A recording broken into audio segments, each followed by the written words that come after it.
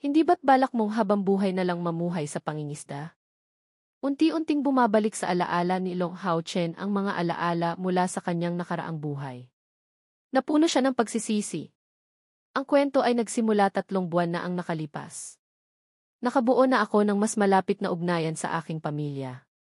Sa nakaraang buhay, hindi ko man lang nakausap si Long Qizong kahit isang beses. Siya ay nawala sa kontrol matapos magsanay ng isang family martial art na naging sanhi ng kapansanan sa kanyang katawan at humantong sa pagbagsak ng Tianzong sekta na nagdulot ng pagdepende nila sa pamilya ni Weizai. Noong panahong iyon, ako ay naging isang alagad ng Tianhai Trading Company, abala sa aking bagong buhay. Nabalitaan ko na lamang ang trahedya ng aming pamilya nang huli na ang lahat at walang magawa upang iligtas ang nabuwag na pamilya. Bigla, naalala ni Long Qizong ang isang bagay. Agad niyang tinanong si Long Hao Chen. Kuya Hao Chen, hindi mo na ba kailangan pang uminom ng gamot? Tumango si Hao Chen at ipinaliwanag sa kanya. Ang mga gamot na iyon ay ginawa lamang akong parang baboy. Sa pagkarinig nito, nagulat si Qizong at nagtanong. Kailan ka tumaba? Naalala ni Hao Chen ang isang bagay at agad na nag-alala. Hindi iyon ang ibig kong sabihin. Patuloy niyang ipinaliwanag. Ang ibig kong sabihin ay magiging ganoon ako.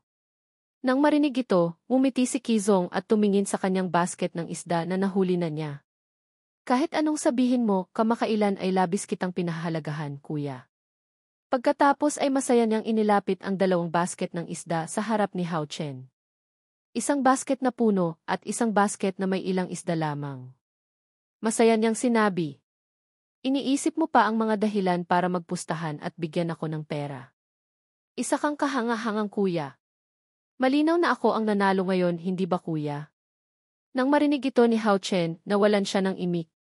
Pera Koji.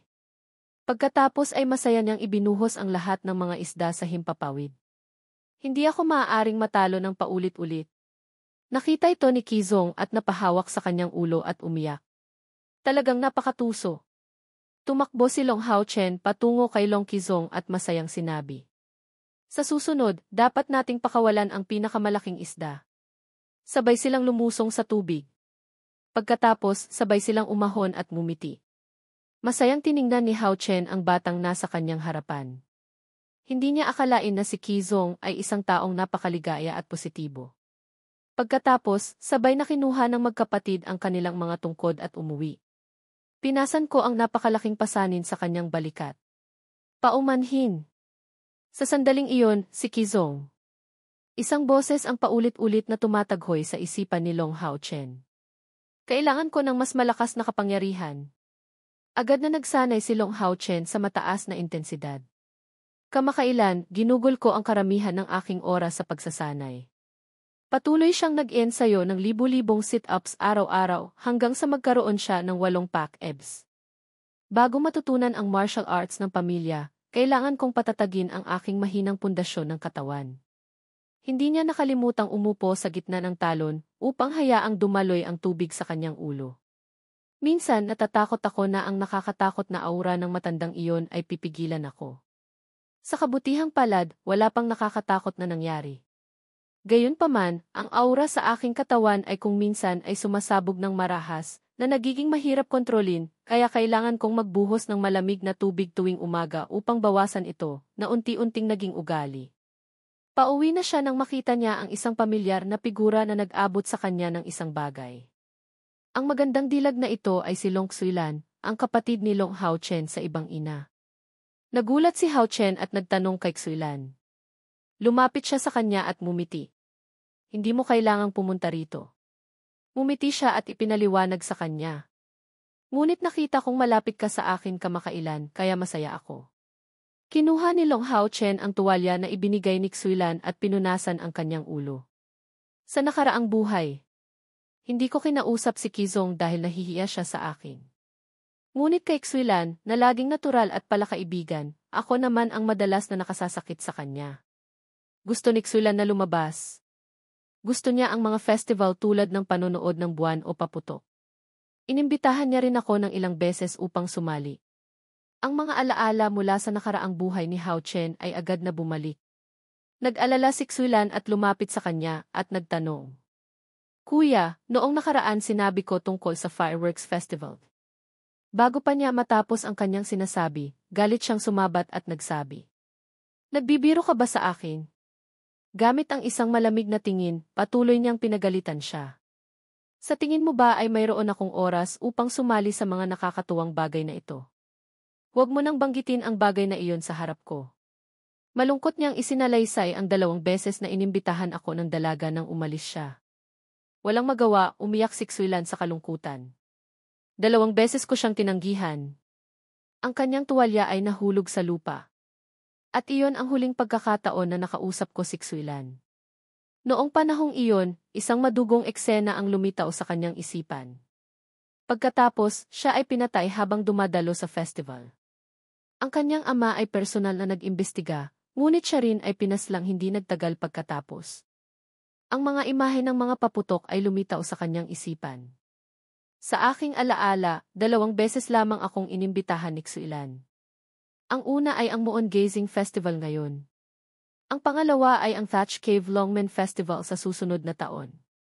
Si Xuelan ay namatay sa Thatch Cave Longmen Festival na iyon. Sa pag-iisip nito, ngumiti si Long Haochen at bumaling kay Xuelan at nagtanong. Xuelan, ngayon ba ang Moon Gazing Festival? Sa pagkarinig nito, mukhang masaya siya. Sumagot siya. Akala ko nakalimutan mo na. Gusto mo talagang sumama sa akin. Ngumiti siya at tumango bilang kumpirmasyon sa kanya. Siyempre, sasama ako. Sa pamamagitan ng paraan, pumunta muna tayo at tingnan ang mga damit. Nang marinig ito, labis siyang natuwa at sinabi.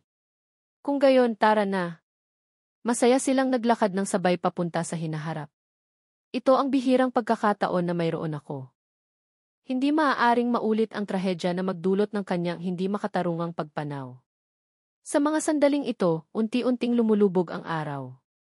Upang magawa iyon, kailangan ko ng kapangyarihan. Dahan-dahan siyang sumulong ng may determinasyon sa kanyang puso. Kapangyarihan upang ibangon ang pamilya, protektahan ang mga mahal sa buhay. Isang napakalaking kapangyarihan. Sa mga sandaling ito, isang grupo ng mga tao ang nagsasanay sa gitna ng matinding sikat ng araw, ngunit hindi alintana ang panahon. Sumama si Long Haochen sa daloy ng mga tao. Mga saloobin na patuloy na pumapasok sa kanyang isipan. Karaniwan sa mga panahong ito. Dapat lang siyang nakaupo sa kanyang silid, umiinom ng gamot na inihanda ng iba, at nagbabasa ng mga libro, walang pakialam sa mundo. Ngunit isang determinasyon ang sumisibol sa kanyang puso. Ngunit ngayon, nagbago ang lahat. Nakapagtataka. Tila nagsimula ang lahat mula sa misteryosong aura na ibinigay ng matandang iyon. Nagdulot ito ng isang ngiti na puno ng pagtataka sa kanyang mukha. Nakaramdam ako ng pagkabagabag. Gusto kong agarang suriin ang aking nagbagong lakas at katawan. Sa mga sandaling ito, umalinggaw ang boses ni Long Feiyang. Haochen. Nang makita niya ito, nagulat siyang lumingon at nagtanong sa kanyang ama. Ngumiti siya at lumapit sa kanya. Pagkatapos ay masayang nagsalita.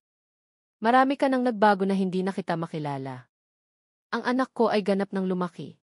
Nang makita niya ito, medyo nahiya siya at dali-daling nagsalita sa kanya. Ama, nakatingin ang lahat. Nang marinig niya ito, tumawa siya ng malakas at ipinatong ang kanyang kamay sa balikat niya. Anong problema kung nakatingin sila? Pagkatapos, mabilis na nagbihis si Long Haochen. Patuloy siyang nagsalita at dumiretso sa punto kasama siya. Haochen, huwag kang masyadong abala sa pagsasanay ng iyong katawan. Bakit hindi mo simulan ang pag-aaral ng mga tradisyonal na pamamaraan ng pamilya? Nang marinig ito, agad na sumagot si Long Haochen. Sa totoo lang, balak ko ring pag-usapan iyan sa iyo. Nang marinig niya ito, tumawa siya ng may pagtataka. Ganoon ba? Kung gayon, ipaghahanda kita ng isang guro kaagad. Patuloy siyang nagsalita, Amani. Sa mga sandaling ito, umiti siya at ipinaliwanag sa kanya. Sa totoo lang, mayroon na akong isang guro sa aking puso. Nang marinig niya ang mga salitang ito, tila nagulat siya. Sino? Sa mga sandaling ito, masayang tumakbo si Xuelan patungo sa kanya at sumigaw ng tikuya. Masaya siyang yumakap sa kanya, na ikinagulat ng dalawa. Agad na nagsalita si Long Fei Yang upang turuan siya. Ang batang ito ay hindi pinapansin ang kanyang ama at ngayon ay patungo lamang sa kanyang kuya. Masaya siyang tumakbo sa paligid ng dalawa at pagkatapos ay masayang nagsalita. Ang damit na ito ay pinili ng kuya para sa akin. Ama, maganda ba? Nang marinig niya iyon, nagsalita siya ng may pang-aasar. Inggit na inggit ako na hindi ko masabi. Dali-dali siyang tumawa ng may kasiyahan. Alam ng ama na mahal ko siya ng higit sa lahat.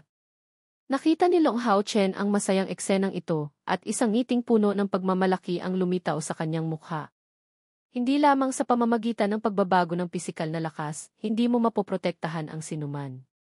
Una sa lahat, kailangan kong magsanay upang magkaroon ng kapangyarihang protektahan ang aking sarili.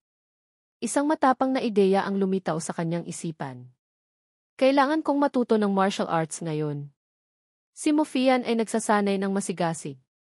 Buong puso niyang iniwagayway ang kanyang espada ng may determinasyon. Pagkatapos ay nagpakita siya ng martial arts ng may pagkaseryoso.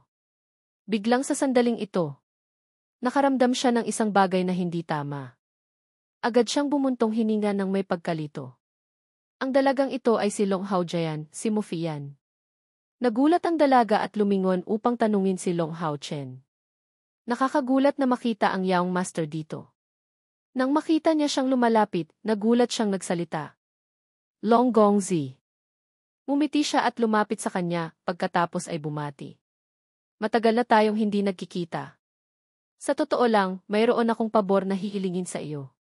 Nang marinig niya ito, medyo nagulat siya. Nakatingin sa gwapong binata sa kanyang harapan. Narinig ko na gumaling ka na sa iyong karamdaman, Gongzi. Kung gayon, totoo pala ito. Agad pagkatapos. Napaisip si Mo Fian. Hindi ko pa siya nakakausap. Bigla siyang gustong humingi ng tulong sa akin. Agad siyang dumiretso sa punto. Anong pabor ang gusto mong hilingin sa akin? Nang marinig ito ni Long Hao-chen, agad siyang yumuko sa kanyang harapan. Gusto kong matuto ng long house wordplay. Pagkatapos, tiningnan niya siya ng may matibay na ekspresyon. Tanggapin mo akong disipulo. Nagulat si Mo Fian sa mga salitang ito. Tinitigan niya ang binata sa kanyang harapan at muling nahulog sa kanyang sariling mga saloobin. Ilang buwan na ang nakaraan. May mga alingaw na nagbago si Long Gongzi. Pagkatapos ay lalo siyang nalito, nakatitig sa taong nasa kanyang harapan. Sa totoo lang, ibang-iba na siya. Ngunit iba't ibang mga saloobin ang patuloy na pumapasok sa isipan ni Mo Fian. Ang taong ito, posibleng magbago ng madali sa isang iglap. Kahit hindi buo ang pamilya, may mga taong positibo pa ring nabubuhay. Ngunit si Long Gongzi ay nagtayo ng pader upang ihiwalay ang kanyang sarili sa lahat. Ginugol niya ang kanyang buong buhay sa pagrereklamo tungkol sa kanyang kapalaran. Sa pag-iisip nito, agad siyang tumalikod. Pagkatapos ay malamig niyang sinabi, hindi ako pumapayag. Nang marinig ang mga salitang ito, napatigil siya at nagtaka. Agad na nagtanong si Long Hao-chen sa kanya. Maaari mo bang sabihin sa akin ang dahilan? Ginamit pa rin niya ang parehong walang ekspresyong mukha upang sagutin siya. Ang pag-aaral lamang ng dahilan kung bakit huminto ang martial arts ng pamilya ng Tianzong ay sapat na upang panatilihin akong abala. Pagkatapos, tumalikod si Mo Fian at umalis na may determinasyon. Long Gongzi paumanhin.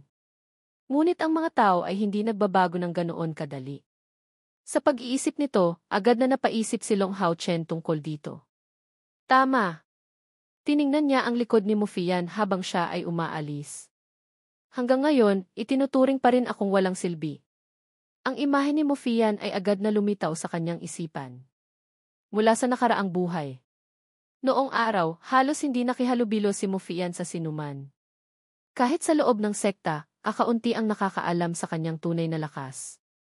Hindi niya sinasadya na itago ito, agad niyang naunawaan ang dalaga sa kanyang harapan. Ngunit dapat tayong dumaan dito para maunawaan. Ang lakas ni Mo Fian ay napakalalim na walang sinuman sa sekta ang maaaring makapantay. Sa sandaling ito, bigla niyang napansin ang ekspresyon ni Hao Chen. Nakita niya siyang nakaluhod sa kanyang harapan.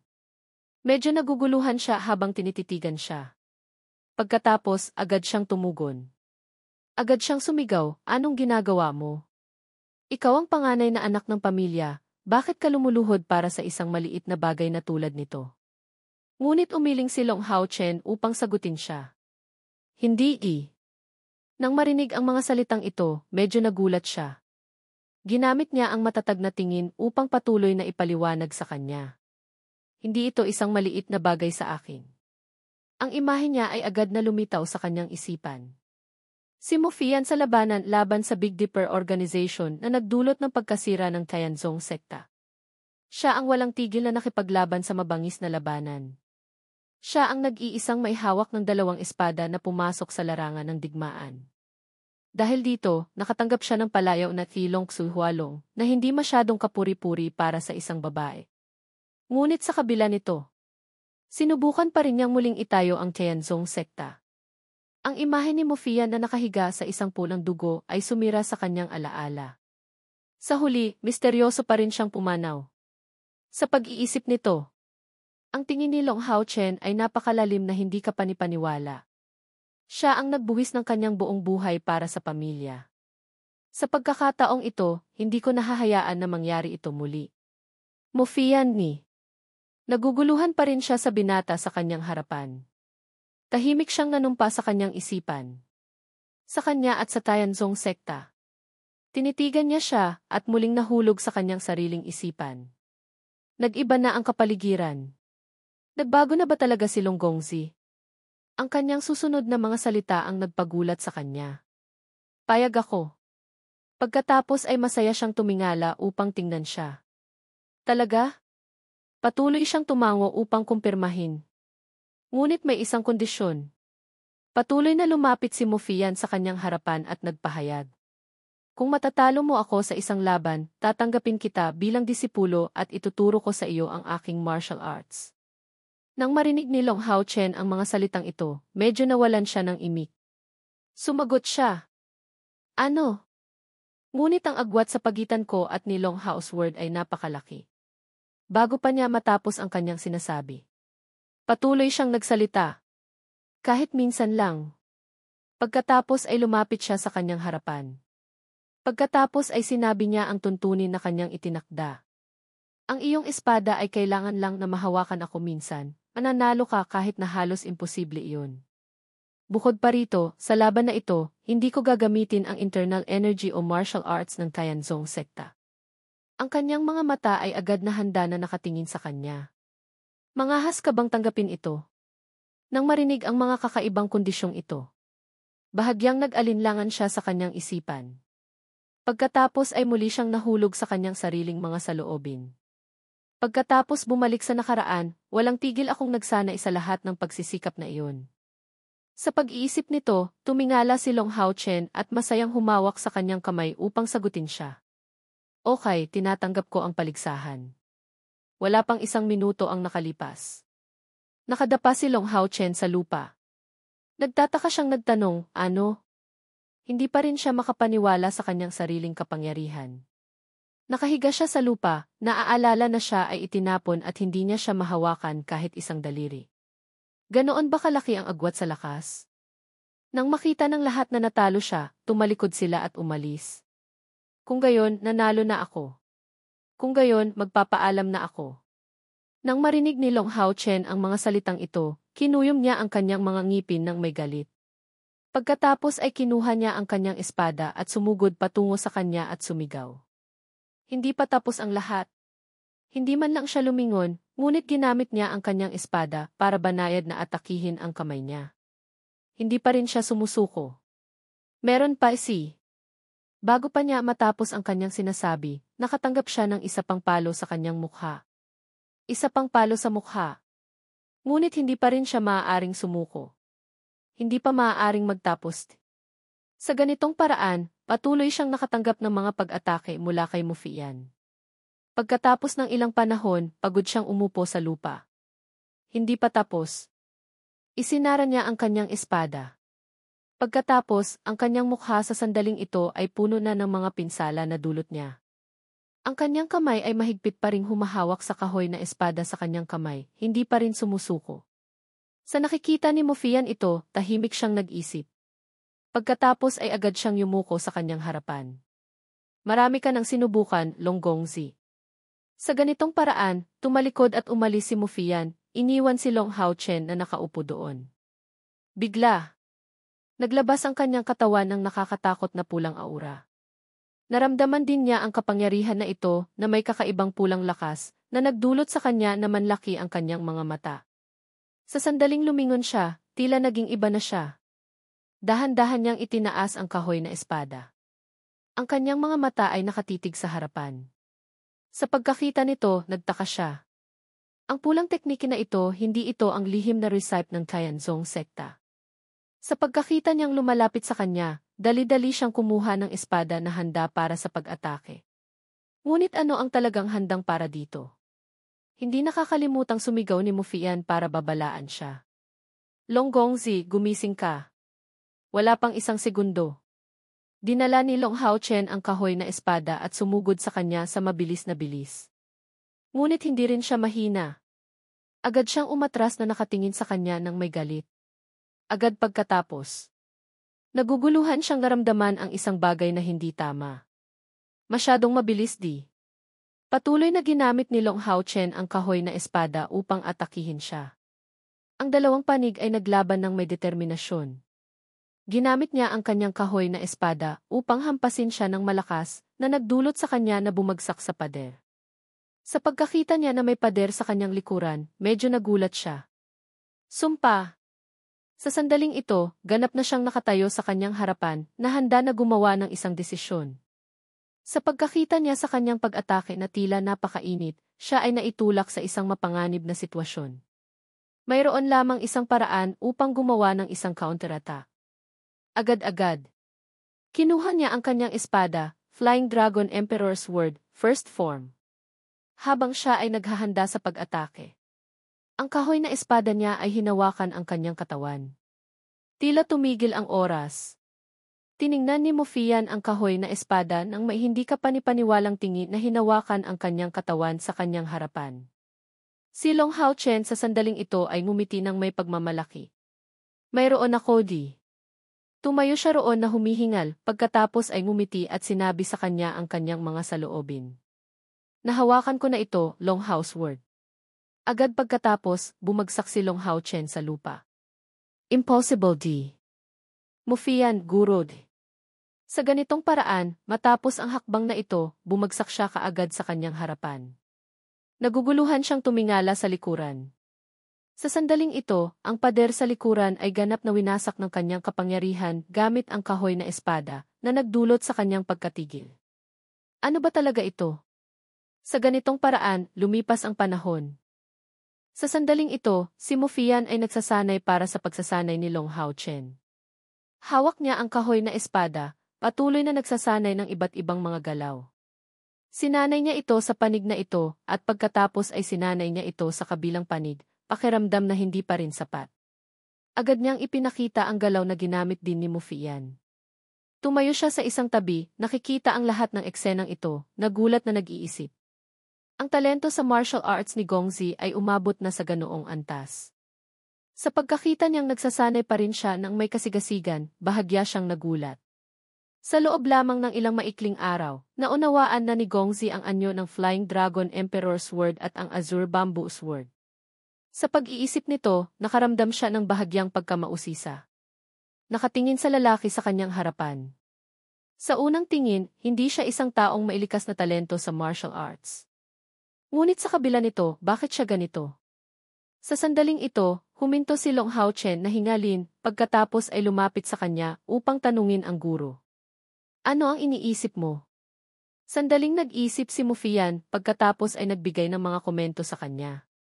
Kahit na hindi mo palubusang naiintindihan ang malalim na kahulugan ng swordplay, nagawa mong ipakita ang parehong mga galaw ng madali. Kung isasaalang-alang ang bilis, talagang napakahusay nito. Nang makita niya ito, tumawa siya at kumamot sa kanyang ulo, pagkatapos ay ipinaliwanag. Pinapurihan mo ako ng labis, guro. Nang marinig ang kanyang mga salita na tulad ng pagpapakumbaba, tinitigan niya siya sa hindi kapanipaniwalang tingin. Sa mga sandaling ito, ganap na nababalot ng isang pulang aura na lumitaw sa kanyang harapan. Biglang nagsalita si Mufian sa kanya. Mabilis ang pagsasanay ni Gongzi sa martial arts ng higit sa inaasahan. Pagkatapos ay patuloy niyang sinabi ang kanyang pag-aalinlangan sa kanyang puso.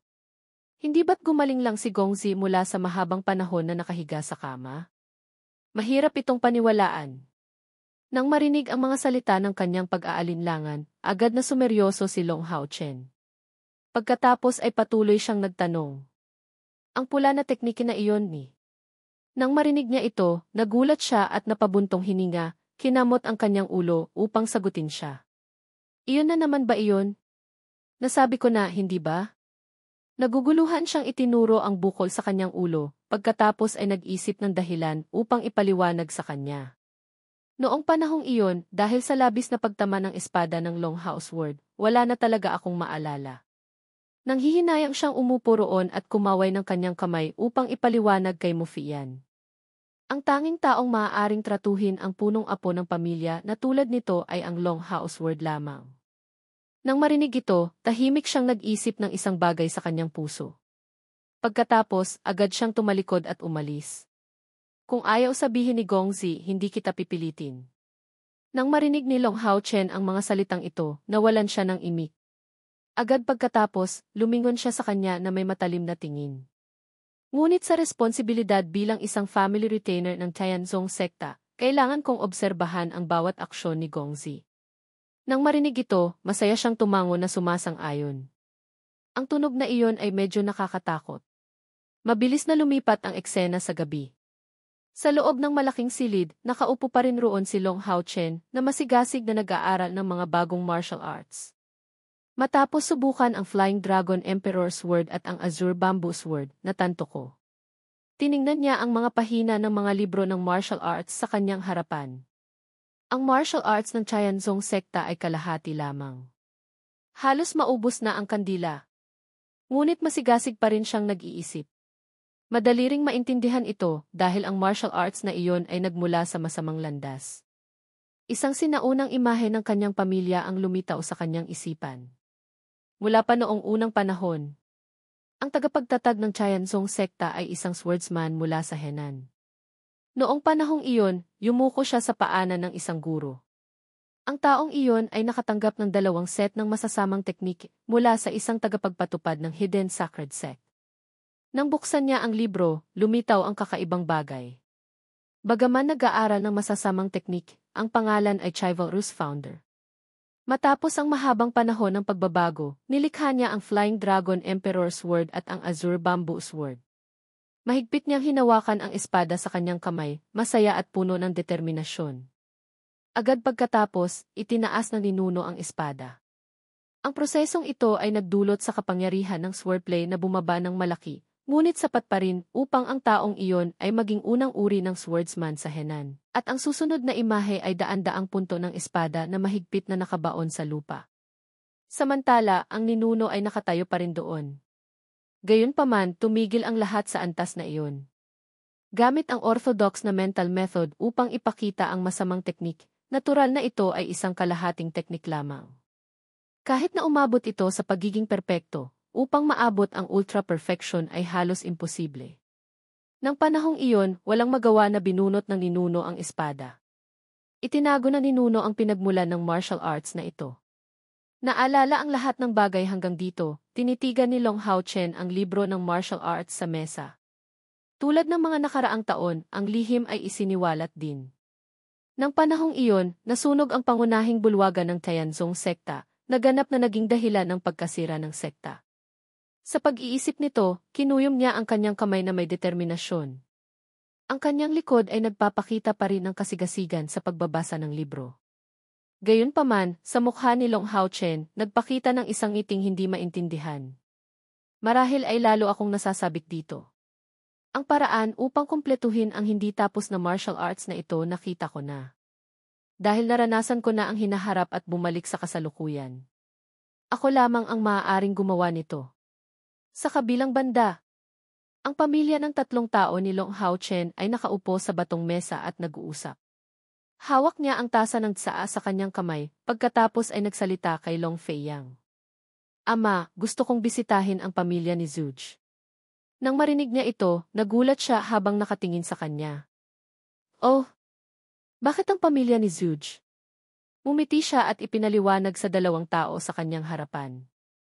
Nagsasanay na ako ng martial arts at bumalik na rin ang aking kalusugan, kaya kailangan kong pumunta doon upang ipakita ang aking paggalang, lalo na bilang isang ipinangakong kasintahan. Si Long Fei Yang ay tahimik na nag-iisip ng isang bagay, pagkatapos ay naalala niya ang lahat. Ang oras ay lumilipad ng mabilis. Bago ka pa ipinanganak, napagkasunduan na ng ating pamilya at ng pamilya ni Zuj ang kasal para sa anak na babae ni Zuj Yuju na nagngangalang Zuj King. Pagkatapos, masaya siyang tumingin sa tasa ng tsaa sa kanyang kamay at naalala ang masayang panahong iyon. Tama, si Yuju at ako ay hindi mapaghihiwalay na matalik na magkaibigan. Kung pupunta ka, tiyak na magiging masaya si Yuju. Pagkatapos, tinakpan niya ang kanyang bibig, tinatago ang kanyang nagagalak na ngiti, pagkatapos ay nagsalita. Narinig ko na siya ay isang walang kapantay na kagandahan. Naalala ang isang bagay, agad na tumingala si Long Fei Yang upang tanungin si Long Haochen. Kailan ka balak umalis? Nag-aalalang hinawakan ng ginang ng pamilya Long ang kanyang kamay at nagsalita. House Lord, kagagaling lang ni Haochen, mas mabuti na magpahinga muna siya. Nang marinig niya ito, tumawa siya, hawak ang tasa ng tsaa sa kanyang kamay, at pagkatapos ay nagsalita. Si Haochen ay nasa edad na upang sumali sa mundo, dapat siyang pumunta dito at doon upang makihalubilo at palawakin ang kanyang mga abot-tanaw. Noong ako ay kasing edad niya, nakilala ko rin si Yuju tulad nito. Nang marinig niya ito, ngumiti siya, ngunit sinabi niya ang kanyang mga alalahanin sa kanyang puso. Kung gayon, gawin nating lahat ayon sa kalooban ng House Lord. Ngunit kailangan ang pag-iingat kapag naglalakbay ng malayo. Ang paglalakbay na ito ay higit sa 1 buwan ang haba, kailangan ng isang mapagkakatiwalaang bodyguard. Mabilis na lumipat ang oras sa ilang araw pagkatapos. Ang mukha ni Mufian ay galit na galit habang nakatingin sa kanya. Hindi pa rin maintindihan ni Long Haochen kung anong nangyayari, ngunit masaya siyang tumakbo upang magtanong. Guro, Mufian, ngunit sino ang dalawang tao sa likuran? Ang dalawang taong ito ay dahan-dahang lumapit sa kanya, na nagdulot sa kanya na bahagyang magulat, hindi maintindihan kung anong nangyayari.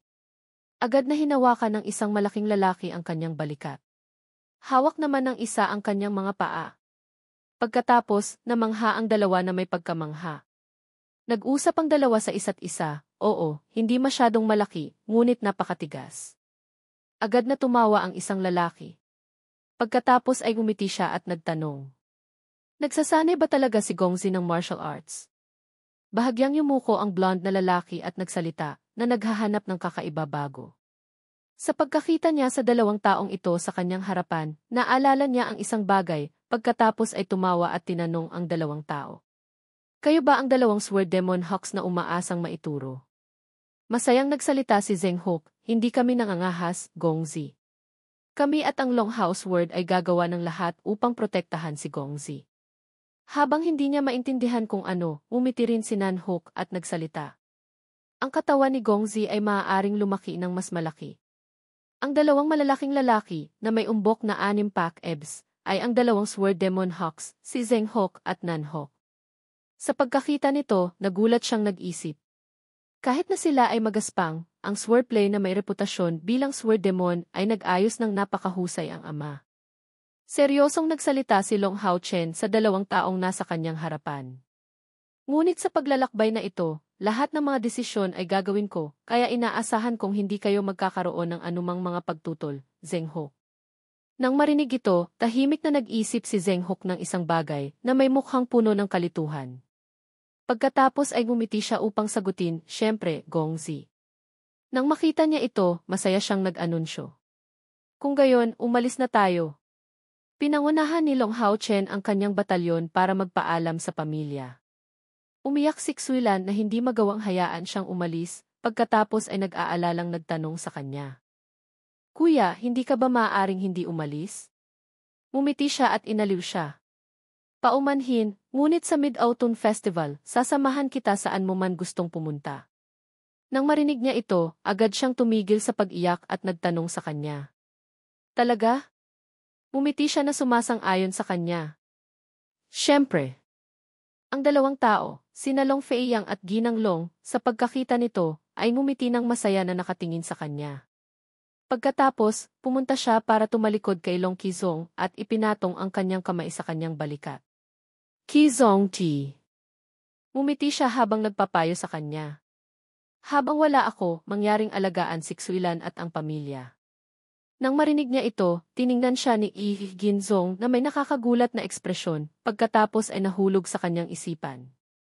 Mula kailan naging mature na ang kuya tulad nito? Pagkatapos, ngumiti siya at tumango na sumasang-ayon sa kanya. Huwag mag-alala, kuya. Gagawin ko ang lahat para protektahan ang lahat. Agad na tumalikod si Long Haochen at umalis, ama, inadi. Yumuko siya at sinabi sa dalawang tao, paalam, anak. Sa ganitong paraan, sumakay sa kabayo ang 4 na tao at umalis sa lugar na ito. Sa sandaling ito, isang boses ang sumigaw, maghintay. Dali-dali siyang lumingon na may nagtatakang ekspresyon. Nang may pag-aalala, tumakbo si Lian Hua nang mabilis patungo sa kanya. Sa pagkakita sa eksenang ito, naguguluhang nanlaki ang kanyang mga mata habang nakatingin sa likuran. Ang imahe ng sira-sirang lugar na ito ay lumitaw sa kanyang alaala na ganap ng napinsala. Ngunit si Long Haochen noong panahong iyon ay malamig pa rin na nakaupo sa upuan na dinala. Ang mukha niya ay naging labis na malamig nang makita ang mga eksenang ito. Noong panahong iyon, walang magawa na tumakbo si Lian Hua patungo sa kanya. Naguguluhan siyang sumigaw ng malakas patungo sa kanya, Gongzi. Agad pagkatapos, siya ay humihingal. Ngunit wala pa rin siyang anumang emosyon nang umupo sa kanyang upuan. Walang magawa na inilahad ni Lian Hua ang kanyang kamay patungo sa kanya para magmakaawa, hiling ko na hayaan ang maliit na babae na sumama. Sa pag-iisip nito, bumalik sa realidad si Long Haochen. Tiningnan niya ang maliit na si Lian Hua na nakatayo sa kanyang harapan. Nagulat siyang lumingon upang tanungin siya, Lian Hua. Ang mukha niya ay bahagyang nagulat nang tingnan siya na may nalilitong tingin. Sa sandaling ito, biglang nagsalita si Zheng Hok. Gongzi, hindi maganda, hindi angkop na magdala ng isang babae. Ipinaalam niya sa lahat na maghintay, pakinggan ninyo ako. Dahan-dahan siyang bumaba sa kanyang kabayo. Agad pagkatapos, dahan-dahan siyang lumapit kay Lian Hua. Dahan-dahan niyang itinaas ang kanyang kamay. Nang makita niya ito, dali-dali siyang natakot at ipinikit ang kanyang mga mata. Talagang humihingi ako ng tawad. Agad pagkatapos, marahan niyang niyakap si Lian Hua, na nagdulot sa kanyang tila nagulat, hindi makapaniwala sa kanyang mga mata. Ha! Nakatingin pa rin sa pagtataka si Lian Hua sa sandaling ito. Nang makita niya ang eksenang ito, nagulat si Mufian at ang dalawang sword demon sa eksenang ito. Nang may pagkadismaya, sinabi pa rin ni Long Haochen sa kanya. Lian Hua, palagi kong kinikilala ang iyong katapatan. Pagkatapos, marahan niyang ipinatong ang kanyang kamay sa kanyang balikat, ngumiti na nagpapaliwanag. Gayunpaman, ang paglalakbay na ito ay napakalayo at puno ng panganib. Sa sitwasyon ngayon, hindi kita maaaring hayaang sumama. Ang kanyang mga susunod na salita ay nagdulot kay Lian Hua na magulat hanggang sa magpula ang kanyang mukha. Ayokong mahulog ka sa panganib dahil ikaw ay isang taong napakahalaga sa akin. Agad pagkatapos, sa mukha ni Long Haochen, ipinakita niya ang isang iting puno ng otoridad. Marahan niyang ipinayo sa kanya na manatili kasama si ama, si ina, si Qizong, at si Xuilan at maghintay sa akin ng kaunti, okay. Nang marinig niya ito, umiti siya, binibitawan ang mga luha ng kaligayahan. Opo, Gongzi. Sa ganitong paraan, tiningnan ng lahat si Long Haochen na nakasakay sa kabayo at umalis sa lugar na ito. Pagbalik ko, maraming bagay ang magbabago sa Tianzong sekta. Ang kanyang mga mata ay naging labis na determinado habang nakatingin sa harapan. Poprotektahan ko ang aking mga mahal sa buhay at pipigilan ang pagkasira ng pamilya. At magsisimula ito sa pagkumpleto ng hindi tapos na martial arts ng pamilya. Pinalakas niya ang kabayo, pagkatapos ay pinalakas niya ang lahat. Tara na! Agad pagkatapos, si Long Haochen ay nakasakay sa kabayo na patungo sa harapan. Sa likod niya ay si Mufian at ang dalawang pinagkakatiwalaang kasama. Mabilis siyang tumakbo sa pamamagitan ng kabayo. Paumanhin, ama. Ngunit ang negosyo ng pamilya ni Zuj ay isang dahilan lamang. Mabilis pa rin siyang tumatakbo sa harapan. Kasunod ng 3 bodyguard niya. Bundok ng Rongchong kung saan matatagpuan ang pamilya ni Zuj. Hindi masyadong malayo sa bundok ng Wudang. Tumingin siya sa harapan pagkatapos ay nahulog sa pagkalkula. Ang lihim upang kumpletuhin ang hindi kumpletong martial arts ng pamilya ay nakasalalay sa bundok ng Wudang. Isang sinag ng pag-asa ang lumitaw sa kanyang harapan. Dapat tayong makarating sa bundok ng Wudang. Mabilis na, nagiging maliwanag ang araw. Nalalaki ang mga mata ni Long Haochen na nakatingin sa harapan. Sa sandaling ito, lumulubog siya sa malamig na luha nang hindi maintindihan kung anong nangyayari. Ano ito? Pagkatapos, dahan-dahan siyang tumayo at tumingin sa malawak na dagat na may nagtatakang ekspresyon. Sa ganitong paraan, walang malay na sumulong si Long Haochen, bagaman hindi alam kung saan patungo. Bigla. Sa sandaling ito, napansin niya ang isang bagay na nasa ilalim ng kanyang paa. Isang signboard ang inanod sa kanyang paa. Kinuha niya ang signboard na ito, pagkatapos ay tiningnan ito ng mailubos na pagtatakang ekspresyon. Ito ay T.